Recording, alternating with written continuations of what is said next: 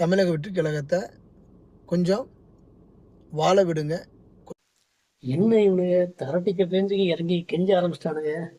இவங்க படம் எடுக்கிறாங்களாம், படம் எடுக்கிறது எவ்வளோ கஷ்டம் தெரியுமா, தயாரிப்பாளருக்கு எவ்வளோ கஷ்டம் தெரியுமா அப்படின்ட்டு தலைவன் மத்திய எப்படி கேட்பாரோ அதே மாதிரியே கேள்வி கணைகளால் நம்மளெல்லாம் துவச்சி எடுக்கிறாங்க.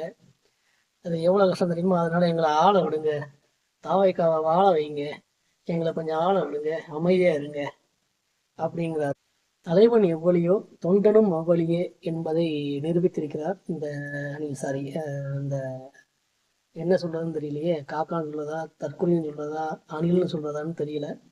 அவர் மனசு வருத்தப்படக்கூடாது, அதனால சகோதரன் சொல்லுவோம். இவங்க கஷ்டப்பட்டு படம் எடுக்கிறதுக்கு நாங்களா கிடைச்சோம் அப்படி கஷ்டப்பட்டு நீங்க படம் எடுக்காதீங்க. மக்கள் இங்க எவ்வளவு கஷ்டப்படுறாங்க தெரியுமா, அவன் மூட்டை தூக்கி சுமந்து தன் பிள்ளை குட்டிகளை படிக்க வச்சு டாஸ்மாக்கு வர காசு கொடுத்து ஐயோ கடைசியில் இந்த மாதிரி நம்மளையும் பேச வச்சுருவாங்க.